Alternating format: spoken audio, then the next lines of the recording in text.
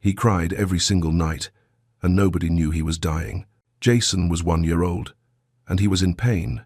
Not the kind of pain you can see in an X-ray or catch with a test, the kind that lives in a baby's body, silent and slow, twisting his spine a little more each day, while the people around him, his father, his nanny, his doctors, saw nothing. He lived in a $15 million mansion in San Francisco, floor-to-ceiling windows, designer furniture, everything perfect. Except the baby. His father, Leonard, couldn't look at him. Grief over his dead wife had swallowed him whole, and every time he saw Jason's face, he saw her, so he stopped looking. The nanny, Mrs. Brennan, had 30 years of experience and 0 patience. To her, Jason's crying was just noise, something to manage, something to ignore. The pediatrician had been called, once, maybe twice, but no one followed up. And Jason, he kept crying, kept hurting, kept waiting for someone to notice. Then Tracy walked in. She wasn't supposed to see anything. She was just there to clean, stay quiet, stay invisible. She had a sick son at home and bills she couldn't pay.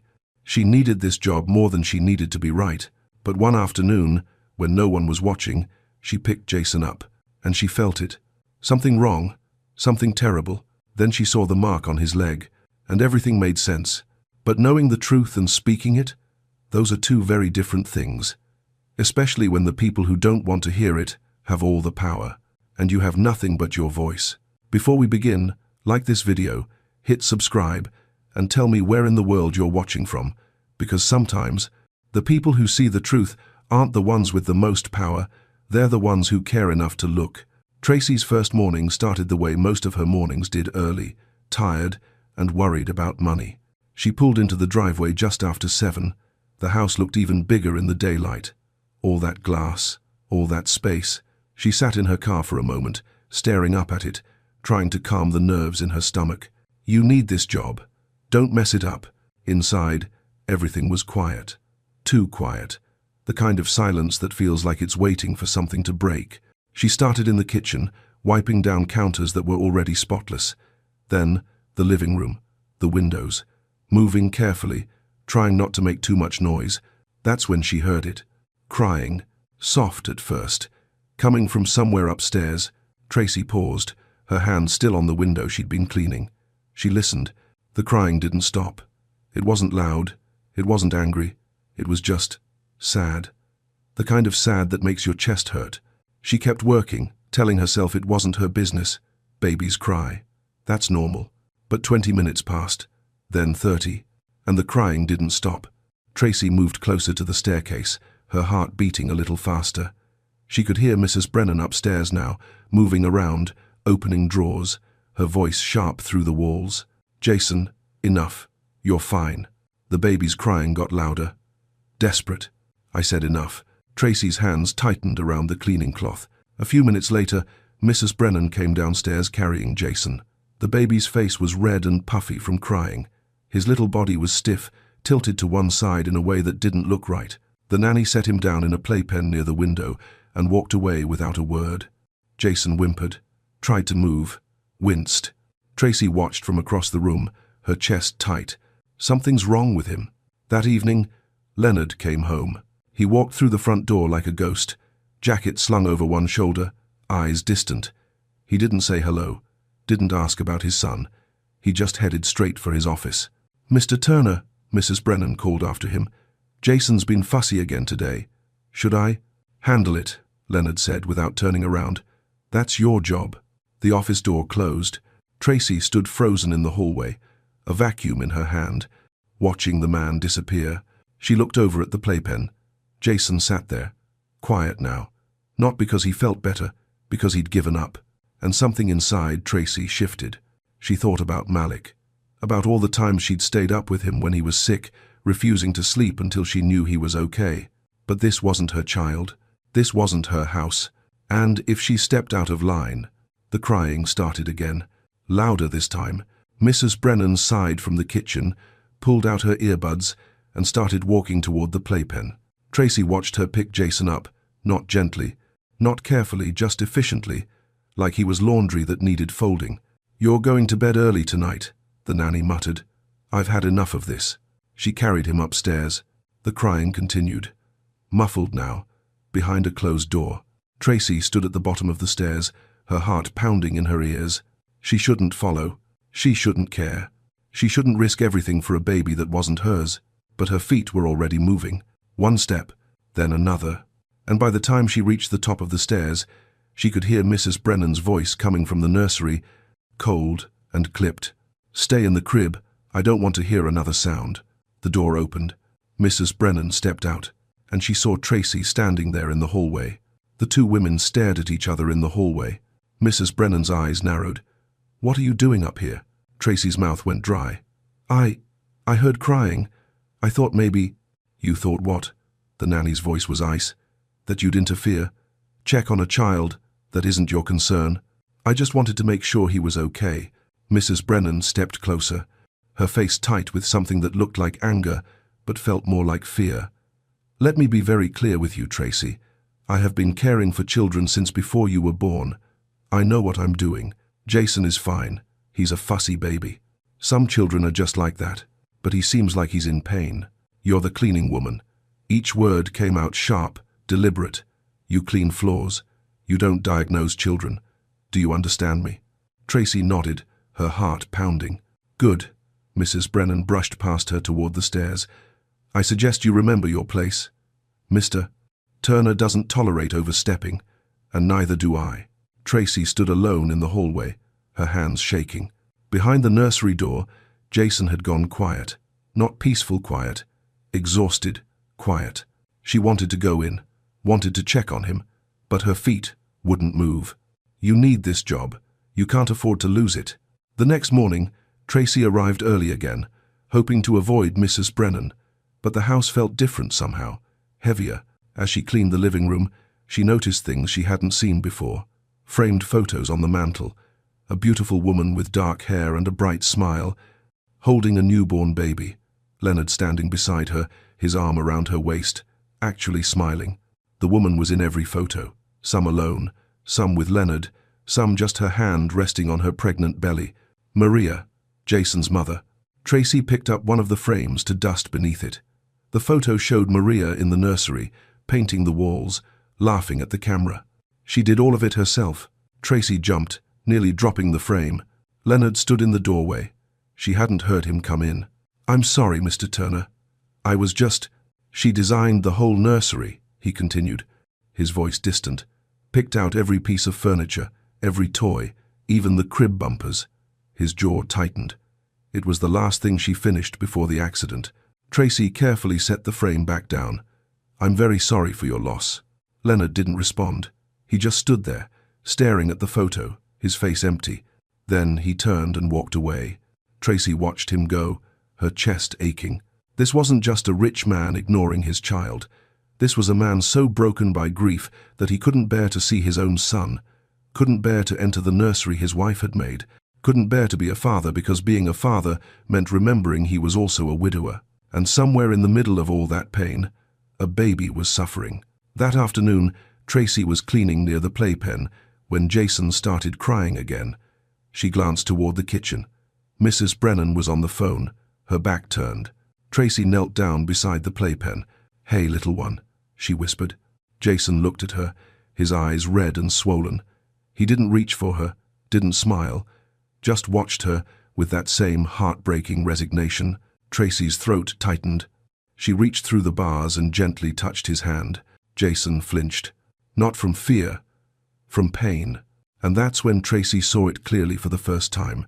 The way his shoulder sat higher on one side, the way his back curved when he tried to sit up, the way moving at all seemed to hurt. "What are you doing?" Tracy spun around. Mrs. Brennan stood behind her, her face dark with anger. "I told you not to touch him." "I wasn't." "Get your things. You're done for the day."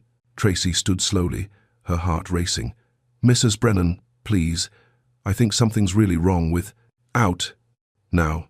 Tracy grabbed her supplies and headed for the door, her hands shaking so hard she could barely hold on to anything. But as she reached her car, she looked back at the house, at the windows, the perfection, the wealth, and somewhere inside, a baby crying that no one wanted to hear. Tracy sat in her car, gripping the steering wheel. She thought about Malik waiting for her at home, about her mama, about the bills on her kitchen counter, about everything she'd lose if she pushed this. Then she thought about Jason's eyes, and she knew she was already in too deep to walk away. Day 3. Tracy almost didn't come back, but she needed the money, so she showed up. Mrs. Brennan met her at the door. Main floor only today. Stay downstairs. Yes, ma'am. The nanny went upstairs with Jason, and within minutes, the crying started. Tracy scrubbed the kitchen counters, trying to ignore it, but the sound wouldn't stop. 20 minutes, 30, 45. She could hear Mrs. Brennan moving around upstairs, completely unfazed. Jason, enough. You're fine. But he wasn't fine. Tracy gripped the sponge tighter, her chest burning. Around noon, Mrs. Brennan grabbed her purse. I'm going out for lunch. Don't go upstairs. The door closed. Tracy stood alone in the quiet house, her heart pounding. She knew she shouldn't, but she couldn't stop herself. She climbed the stairs, pushed open the nursery door, and stepped inside. Jason lay in his crib, awake, staring at nothing. His face was red and swollen, his body curved to the side in a way that made her stomach twist. Tracy knelt beside him. Hey, baby. He looked at her with those tired, heartbroken eyes. She pulled out her phone and searched. Baby won't sit straight. Infant spinal problems. The results made her hands shake. If caught early, treatable. If left untreated, permanent damage. She heard the front door open downstairs. Tracy jumped up, slipped out of the nursery, and rushed back to the kitchen just as Mrs. Brennan walked in. The nanny's eyes narrowed. Where were you? Finishing the living room, Tracy said, forcing her voice steady.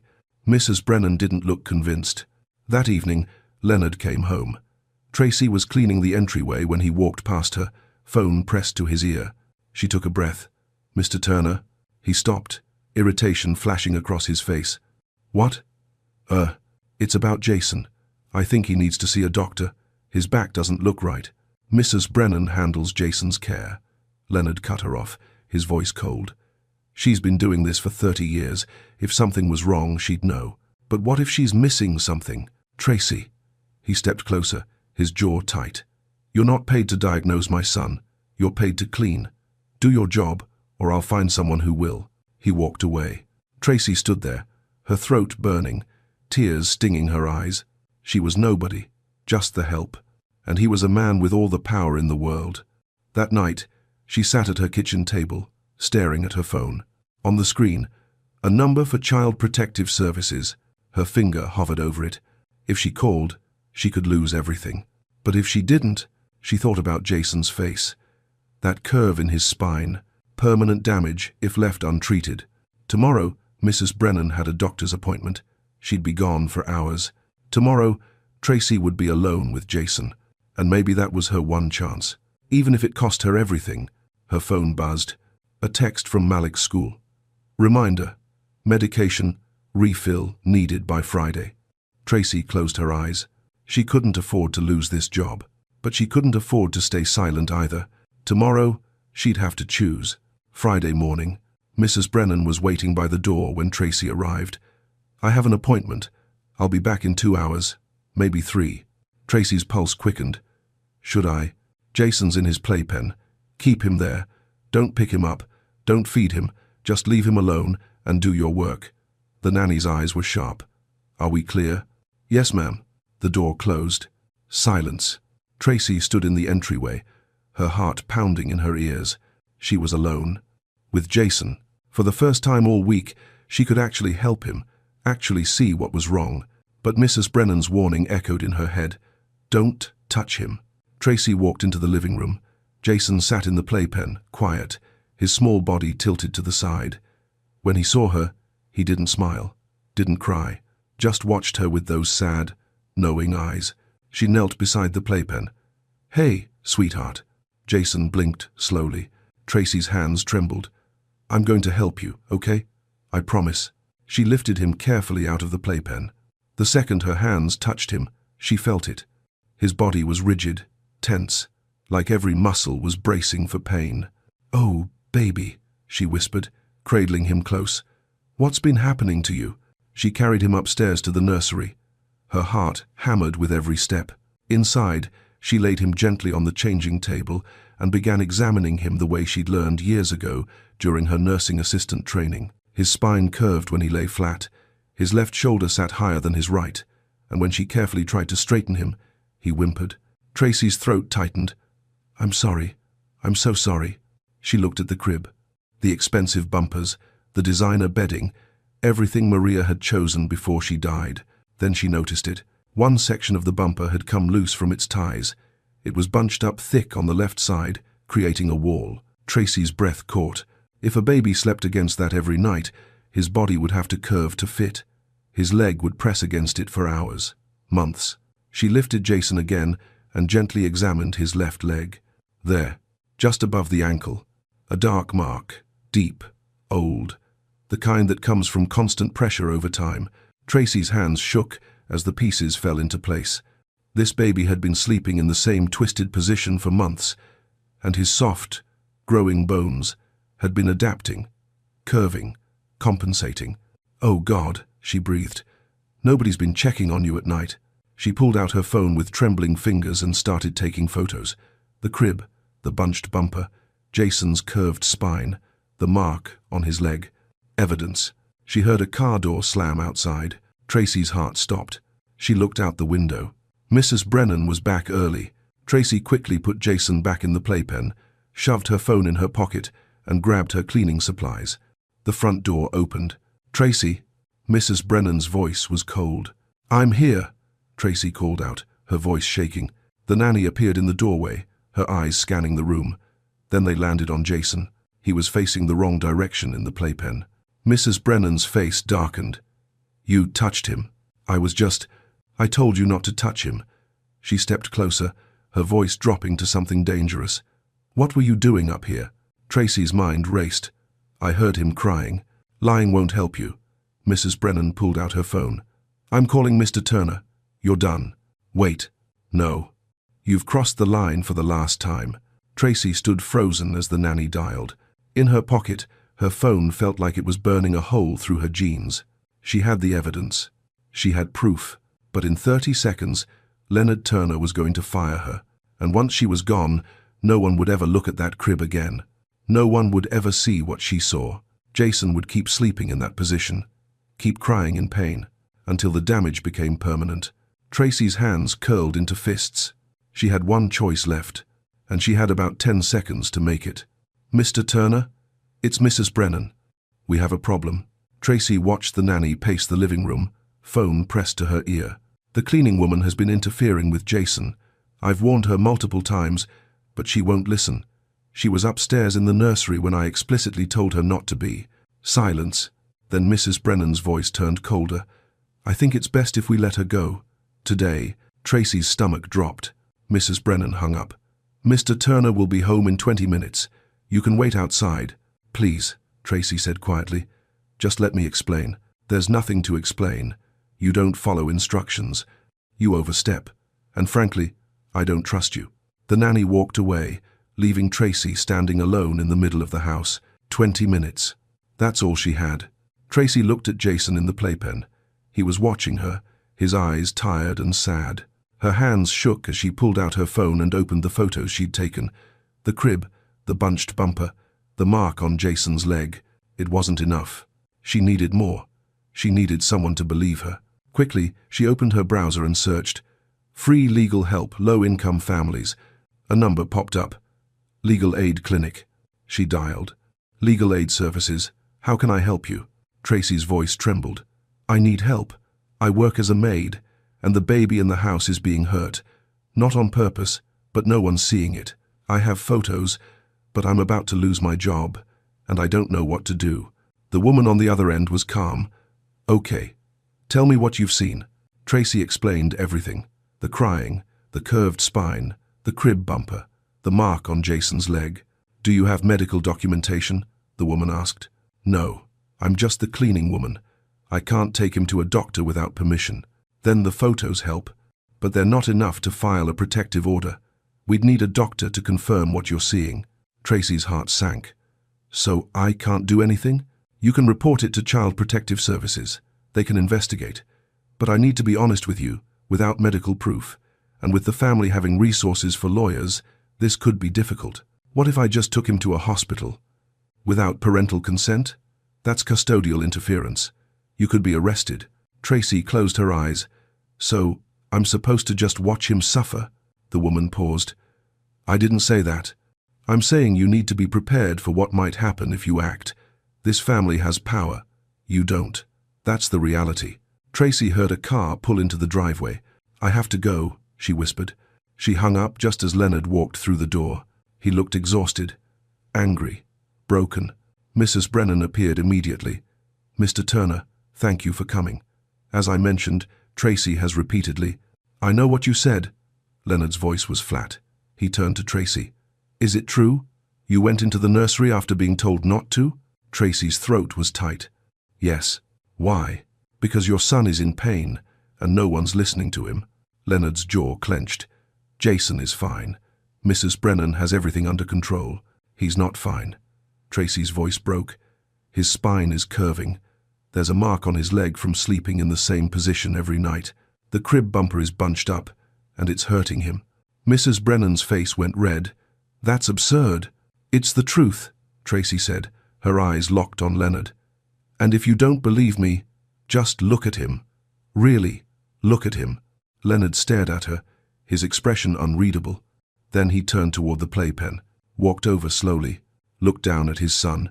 Jason sat there, his little body tilted, his face tired and sad. For a long moment, Leonard just stared. Then he looked back at Tracy, his eyes filled with something she couldn't name. Get out, he said quietly. Tracy's heart shattered. Mr. Turner, I said get out. Mrs. Brennan smiled, and Tracy realized she'd just lost everything. But as she walked toward the door, phone heavy in her pocket, one thought burned through her mind. She still had the photos.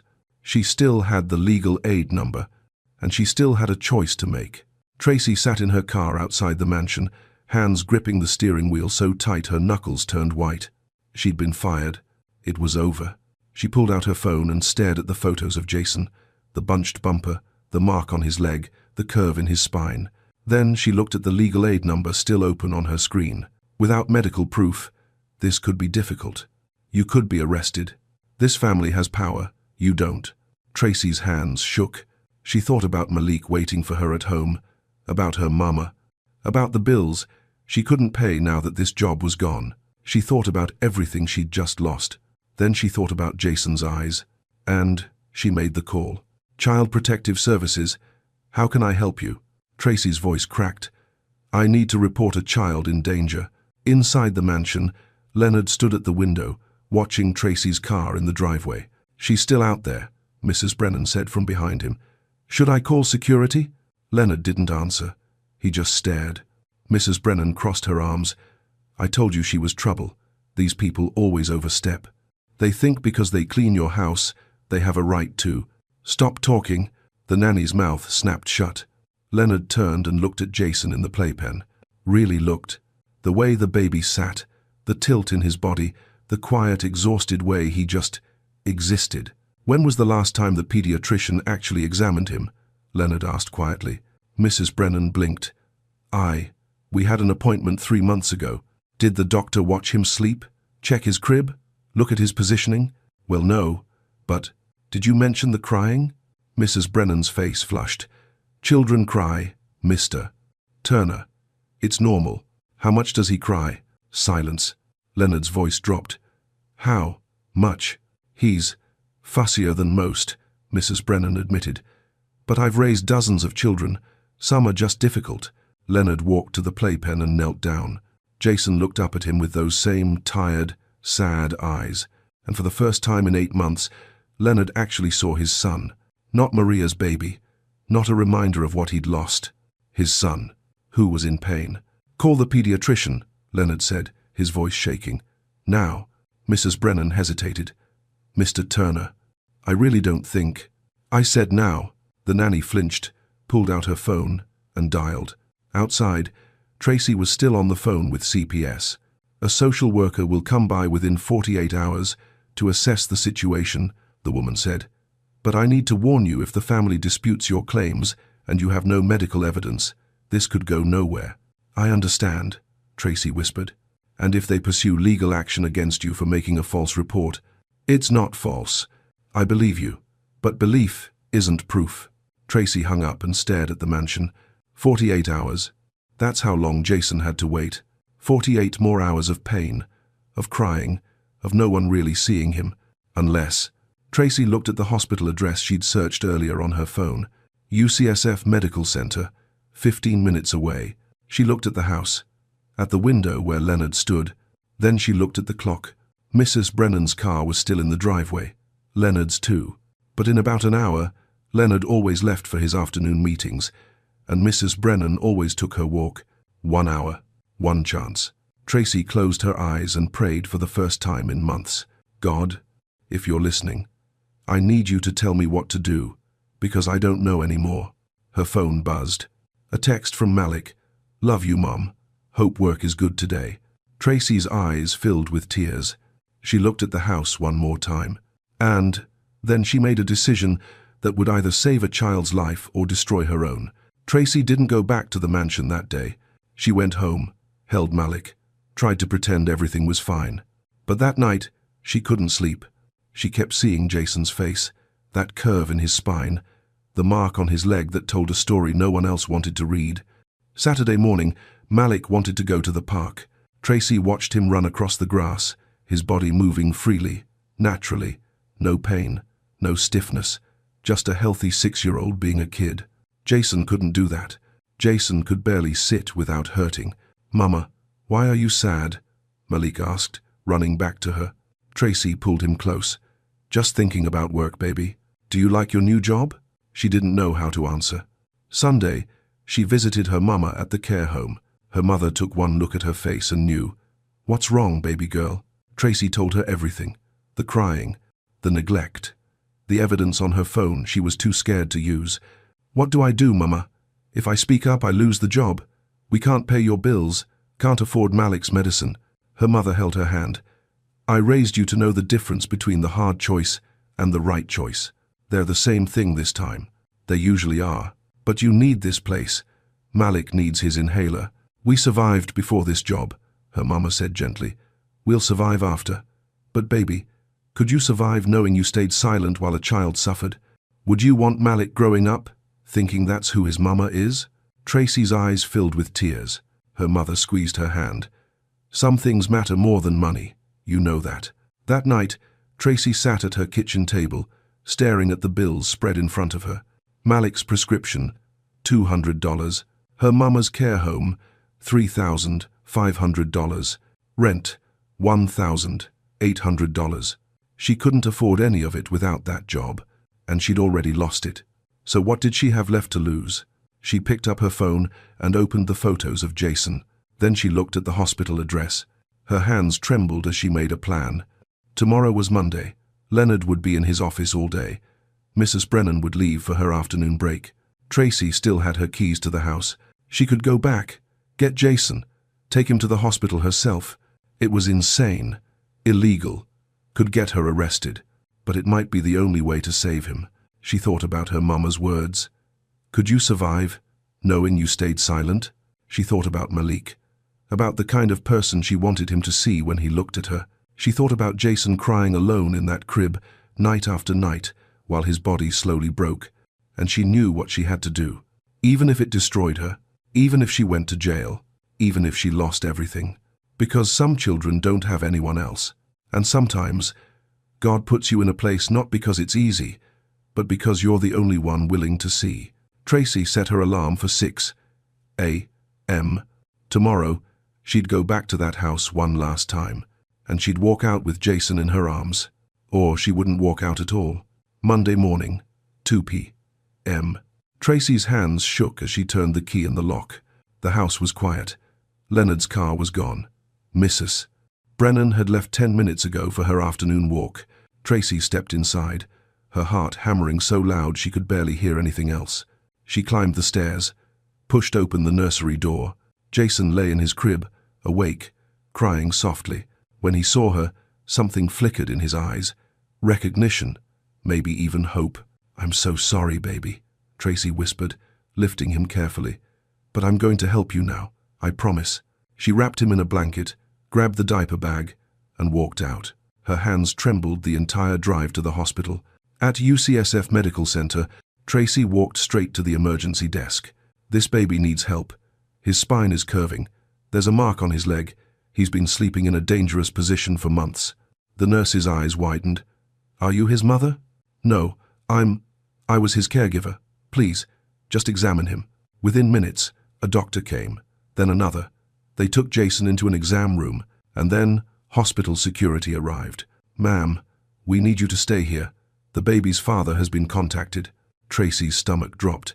"I can explain. You'll need to speak with the police. They're on their way." 20 minutes later, Leonard burst through the doors like a storm. His face was red, his eyes wild. "Where is my son? Where is she?" A police officer stepped forward. "Mr. Turner, your son is being examined, and this woman is being detained for custodial interference." Leonard's eyes found Tracy across the waiting room. The rage on his face made her knees weak. Then a doctor emerged, a woman in her 40s with kind eyes and a serious expression. "Mr. Turner, I'm Dr. Sarah Chen, pediatric orthopedist. We need to talk about your son." Leonard barely glanced at her. "I want her arrested. She took my child without permission." "Mr. Turner," Dr. Chen's voice was firm. "Please, sit down." Something in her tone made him stop. He sat. Dr. Chen pulled out a tablet showing x-rays. "Your son has positional plagiocephaly and developing scoliosis. His spine has been curving due to chronic pressure from sleeping in one position for an extended period." Leonard stared at the images. What are you saying?" "I'm saying this woman likely saved your son from needing surgery." Dr. Chen showed him photos. The crib bumper in his nursery had come loose and bunched up. It forced him to sleep on his right side every night.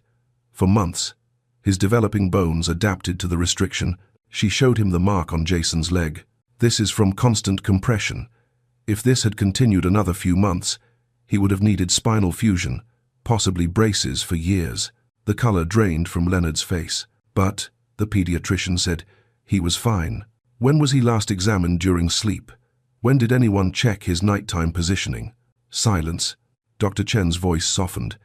"Mr. Turner, this wasn't intentional harm, but it was neglect. And this woman," she gestured to Tracy, "she saw what everyone else missed."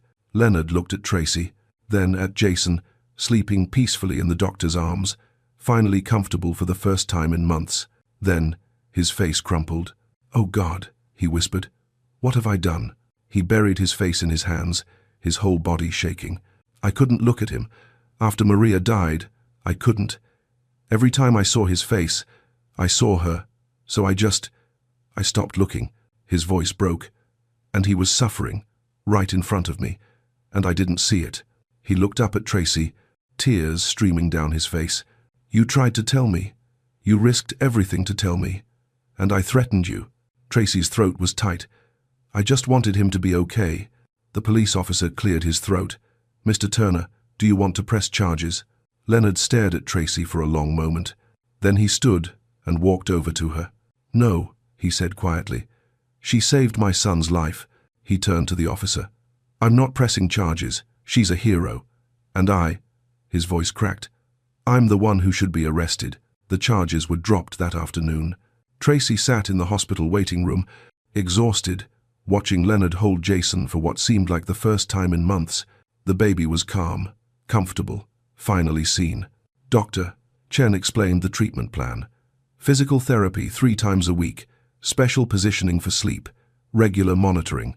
With intervention now, he should recover fully within 6 to 8 months. Leonard's voice was barely a whisper.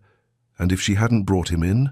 Surgery, bracing, possibly permanent complications. He closed his eyes, his son sleeping peacefully against his chest. Later, Leonard found Tracy in the hallway. "I don't know how to apologize for what I did to you." Tracy shook her head. "You were drowning. I understand grief. I couldn't watch Jason drown with you." Leonard's eyes filled. "I fired you, threatened you, and you still saved him. He's a baby. He needed someone. He needed his father." Leonard's voice cracked, and I wasn't there. Silence settled between them. Then Leonard spoke again.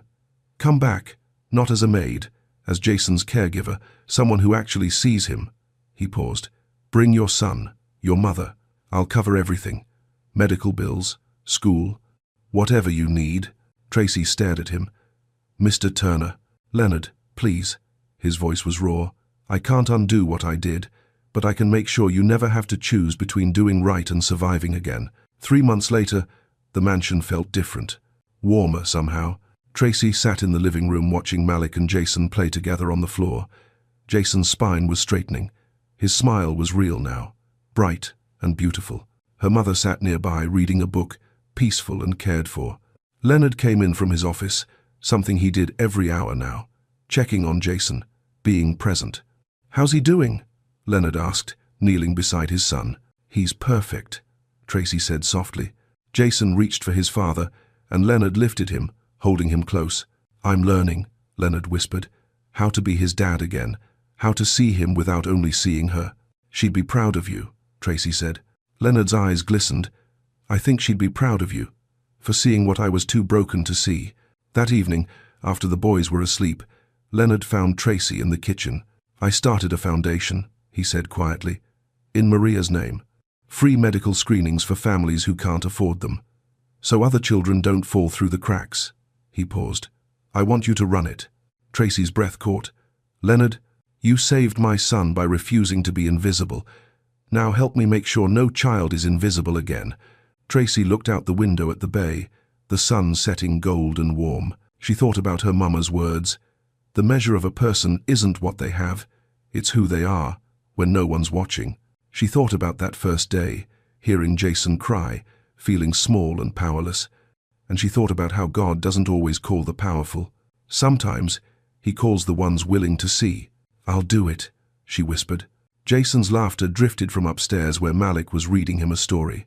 And for the first time in a long time, the house didn't feel heavy. It felt like home. Sometimes the smallest voice carries the loudest truth. Sometimes the person with nothing has everything that matters. And sometimes, loving a child you didn't birth takes more courage than anything else in the world. If this story touched you, share it. Because somewhere, someone needs to hear it. Someone needs to know that speaking up even when you're scared, even when you're small, can change everything. Thank you for watching. And remember, you are seen, you are heard, and your voice matters more than you know.